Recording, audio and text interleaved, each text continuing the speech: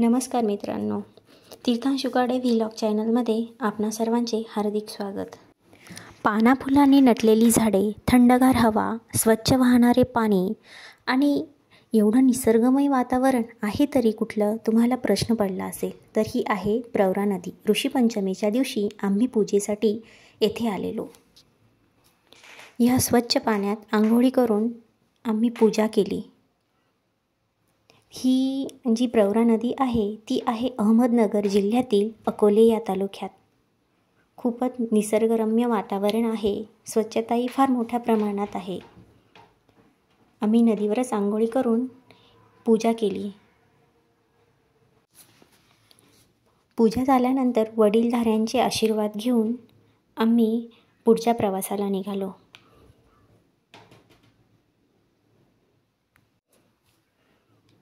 हे बघा, हळूहळू आम्ही गाडीच्या दिशेने जात आहोत। दगड मोठ्या प्रमाणात आहेत, त्यामुळे चालताना थोडा त्रास होतोय। आणि आता आम्ही पोचलो आहोत प्रवरा नदीच्या बाजूला असलेले अगस्ती ऋषींच्या मंदिरात।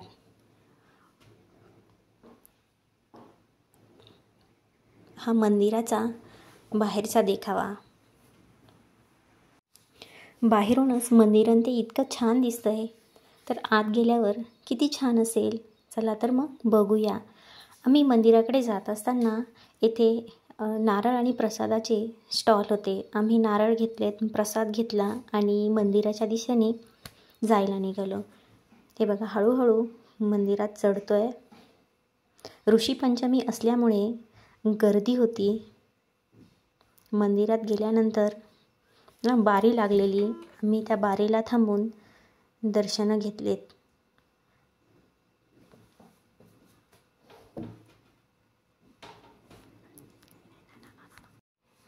तुम्हाला दिसतच असेल की गर्दी आहे।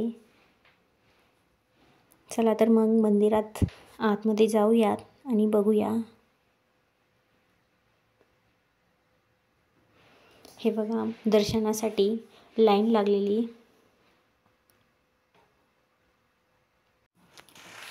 मंदिरात आपण आलेलो आहोत आणि दर्शनासाठी रांगेत थांबलोत। काही महिला मंडळ जे आहेत ते ब्राह्मण देवतांकडून पूजा करून घेत आहेत। हे बघा,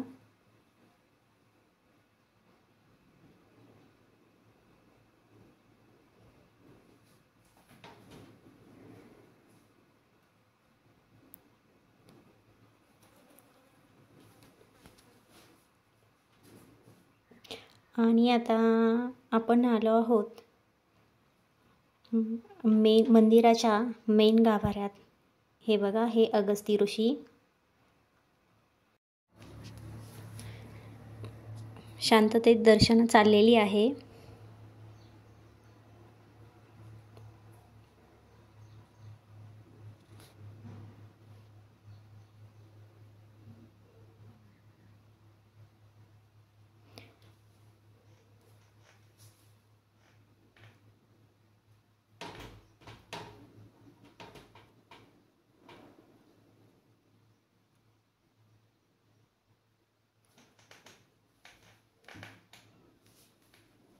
मंदिरातील दर्शने घेऊन आम्ही बाहेर गेलो। बाहेर मंदिराला प्रदक्षिणा मारली आणि पुन्हा थोडा वेळ येऊन आम्ही मंदिरात बसलो। मंदिराच्या आजूबाजूला बघितलं तर शांतता आहे। भरपूर मोठा परिसर आहे। हे बघा, ऊन होतं पण मधून थंडगार हवाही येत होती, कारण झाडे फार मोठ्या प्रमाणात आहे तिथे। त्यानंतर आम्ही बाजूलाच अमृतेश्वर मंदिर आणि विठ्ठल रुक्मिणीचं मंदिर आहे, तिथली दर्शनं घेतली।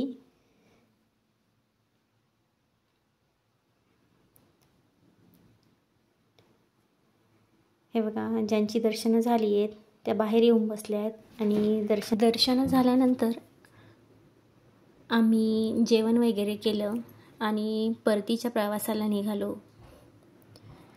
परतीच्या प्रवासाला निघताना आमच्या ग्रुपचं थोडं फोटो सेशन झालं. हे वातावरण बघा, येथे आंबट चिंचेचे झाड आहे आणि भरपूर प्रकारची झाडे आहेत आजूबाजूला.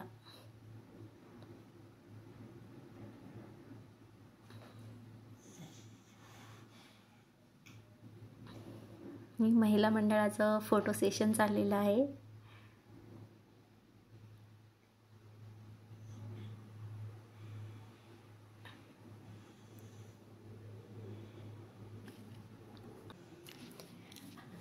परतीच्या प्रवासाला निघाल्यानंतर आमच्या भरपूर गप्पा गोष्टी झाल्यात. जेमतेम आम्ही 25 ते 30 मेंबर होतो गाडीमध्ये. तर चला, आम्ही हा निसर्गाचा देखावाही तुम्हाला दाखवते आणि जी ऋषीपंचमीची कहाणी आहे तीही ऐकवते. तर कहाणीला आपण सुरुवात करूया. एका ऋषींनं तुमची कहाणी. आटपाट नगर होतं. तिथं एक ब्राह्मण होता. तो आपला शेतीभाती करून सुखानं नांदत होता. एके दिवशी त्याची बायको शिवेनाशी झाली. विटाळ तसाच घरात कालविला. त्या दोषानं काय झालं, तिचा नवरा पुढच्या जन्मी बैल झाला. त्या बाईला आपला कुत्रीचा जन्म आला. देवीची करणी. दोघेही आपल्या मुलाच्या घरी होती. तो मोठा धार्मिक होता. देवधर्म करी, श्राद्ध पक्ष करी, आल्या ब्राह्मणांचा समाचार घेई. एके दिवशी त्याच्या घरी श्राद्ध आलं. बायकोला सांगितलं, आज माझ्या आईचं श्राद्ध आहे. खीरपुरी स्वयंपाक केला. इतक्यात काय चमत्कार झाला. खिरीचं भांडं उघडं होतं. त्यात सर्पानं आपलं गरळ टाकलं. हे कुत्रीनं पाहिलं. मनात विचार केला, ब्राह्मण खीर खातील नि मरून जातील. मुलाला ब्रह्महत्येचं पाप लागेल. म्हणून उठली. पटकन खिरीच्या पातेलीला शिवली. ब्राह्मणाच्या बायकोला राग आला. तिनं जळतं कोलीत घेतलं नि कुत्रीच्या कमरेला मारलं. तो स्वयंपाक टाकून दिला. पुन्हा स्वयंपाक केला. ब्राह्मणांना जेवू घातलं. कुत्रीला उष्टमाष्ट देखील घातलं नाही. सारा दिवस उपवास पडला. रात्र झाली तेव्हा ती आपल्या नवऱ्याजवळ म्हणजे बैलाजवळ गेली आणि आक्रोश करून रडू लागली. बैलानं तिला कारण विचारलं. तशी म्हणाली, मी उपाशी आहे. आज मला अन्नही नाही, पाणीही नाही. खिरीच्या पातेल्यात सर्पांना गरळ टाकलं. ते माझ्या दृष्टीस पडलं. ब्राह्मण मरतील म्हणून मी पातेल्यास शिवली. माझ्या सुनेला राग आला. तिनं जळकं कोलीत घेऊन माझ्या कंबर मोडली. माझं सारं अंग दुखत आहे. याला मी काय करू? बैलानं उत्तर दिलं, तू आदल्या जन्मी विटाळशीचा विटाळ घरात कालवलास. त्याचा संपर्क मला झाला. मी या दोषानं बैल झालो. आज माझ्या मुलानं मला नांगराला धरलं. तोंड बांधून मला मारलं. मी देखील आज उपाशीच आहे. याचं श्राद्ध फुकट गेलं. हे भाषण मुलानं ऐकलं. लगेच उठून बाहेर आला. बैलाला चारा घातला. कुत्रीला अन्न घातलं. दोघांनाही चांगलं पाणी प्यायला दिलं. मनात फार दुःखी झाला. दुसऱ्या दिवशी सकाळी उठला. घोर अरण्यात गेला. तिथं ऋषींचा मेळा पाहिला. त्यांना साष्टांग नमस्कार घातला. ऋषीने त्याला प्रश्न केला, तू असा चिंताग्रस्त का आहेस? मुलानं सांगितलं, माझ्या बापाला बैलाचा जन्म आला आहे आणि आईला कुत्रीचा जन्म आला आहे. त्यांना मोक्ष कसा मिळेल? मी या चिंतेत पडलेलो आहे. कृपा करून मला उपाय सांगा. तेव्हा त्याला ऋषीनं सांगितलं, तू ऋषी पंचमीचं व्रत कर. हे व्रत कसं करावं? भाद्रपदाचा महिना येतो. चांदण्या पांखातली पंचमी येते. त्या दिवशी काय करावं? ऐन दुपारच्या वेळी नदीवर जावं. आघाड्याची प्रार्थना करावी. त्याच्या काष्टांनं दंतधावन करावं. आवळकाठी कुटून घ्यावी. तीळ वाटून घ्यावे. ते तेल केसाला लावावं. मग आंघोळ करावी. धुतलेली वस्त्र नेसावी. चांगल्या ठिकाणी जावं. अरुंधतीसह सप्त ऋषींची पूजा करावी. असं 7 वर्ष करावं. शेवटी उद्यापन करावं. या व्रतानं काय होतं? रजस्वाला दोष नाहीसा होतो. पापापासून मुक्तता होते. नाना तीर्थांच्या स्नानाचं पुण्य लागतं. नाना प्रकारच्या दानाचं पुण्य लागतं. मनी इच्छिलेलं कार्य पूर्ण होतं. मुलाने हे व्रत केलं. त्याचं पुण्य आईबाबांना दिलं. त्या पुण्यानं काय झालं? रजोदोष नाहीसा झाला. आकाशातून विमान अवतरलं. बैल होता तो सुंदर पुरुष झाला. कुत्री होती ती सुंदर स्त्री झाली. दोघं विमानात बसून स्वर्गास गेली. मुलाचा हेतू पूर्ण झाला तसा तुमचा आमचाही हो. ही साठा उत्तराची कहाणी पाचा उत्तरी सफल संपूर्ण अशी आहे ही ऋषीपंचमी व्रताची कहाणी.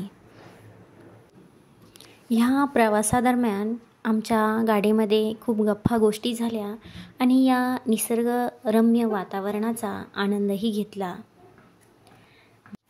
डोंगरांच्या मध्ये हा रस्ता आहे. प्रवासामध्ये आमच्यासोबत 2-3 छोटे बालकही होते. प्रवासादरम्यान आम्ही भरपूर प्रमाणात फलाहार केला आणि गप्पा गोष्टींचं तर विचारायचंच नाही.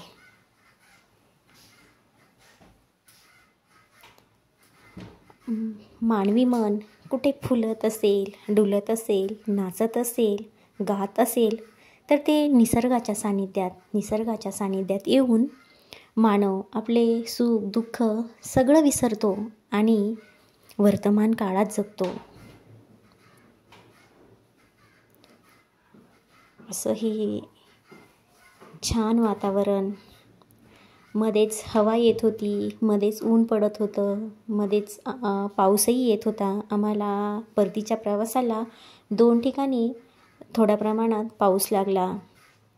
आम्ही गाडीमध्ये जेमतेम 30 लहान मोठे सर्व धरून 30 मेंबर होतो. पावसाळा असल्यामुळे डोंगरावरती सर्वत्र ही हिरवळ आणि मेन म्हणजे हा रस्ता वर्णावर्णांचा होता. हे पहा, ही रस्त्याच्या दुतर्फा असलेली झाडे जणू येणाऱ्या आणि जाणाऱ्या भाविकांच्या स्वागतासच उभी आहे असेच भासत होते.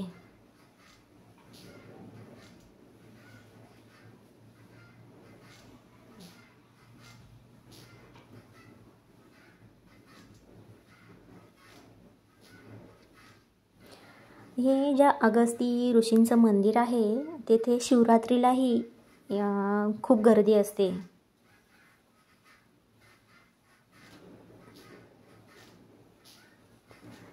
प्रवासादरम्यान आम्हाला भरपूर छोटी छोटी गावे लागली.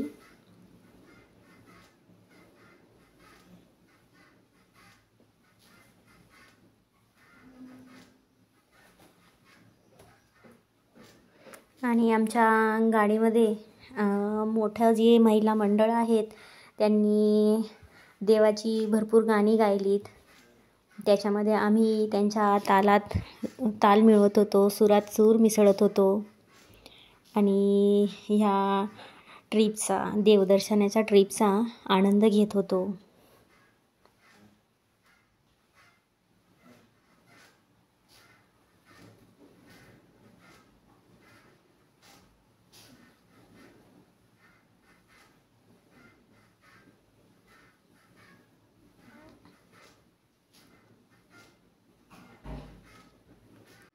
ह्या छानशा वातावरणात मला एक कोट आठवतोय, मी तुम्हाला सांगते.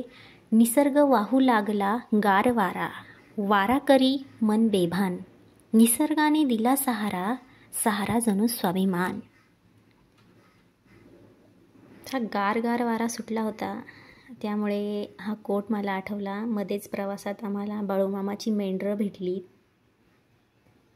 त्यामुळे इथून गाडीचा स्पीड थोडा कमी झाला आणि पुढे पुन्हा इथून तिथून प्रवासामध्ये हा नटलेला निसर्गच आम्हाला पाहायला भेटला. त्यामुळे मन असं प्रसन्न होतं, उत्साहित होतं. जसं प्रवास केल्यानंतर माणसाचा उत्साह कमी होतो, पण हे नटलेला हिरवागार निसर्ग बघून मन उत्साहाने भरून आलं होतं.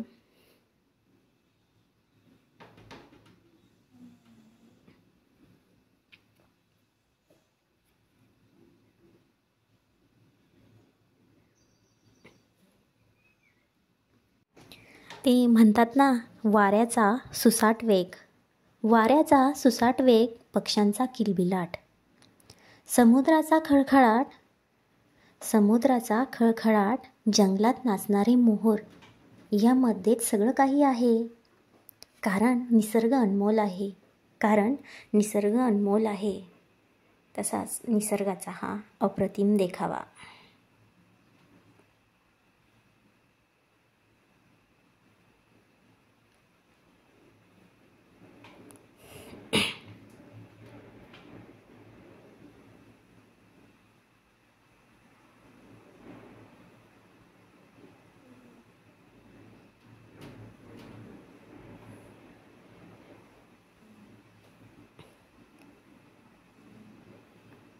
आता आमचे पोचण्याचे जे ठिकाण आहे ते जवळच आले आहे.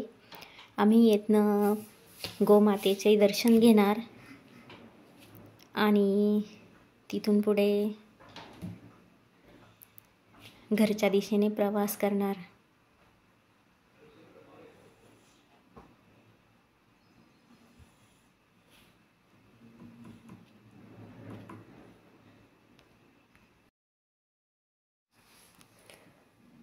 आणि फायनली आम्ही पिंपरी येथे पोचलो. मंदिरात जाऊन गोमातेचं दर्शन घेतलं, तिचे आशीर्वाद घेतले. आमचा प्रवास सुखाचा झाला, त्याबद्दल आईचे आभार मानले. आणि आम्ही सर्व महिला मंडळांनी आईचे दर्शन घेऊन आईचा आशीर्वाद घेतला. त्यानंतर आम्ही आमच्या घरच्या दिशेला निघालो. तुम्हाला व्हिडिओ आवडला असेल तर लाईक करा, शेअर करा आणि चॅनलला सबस्क्राईब करा. जय गोमाता.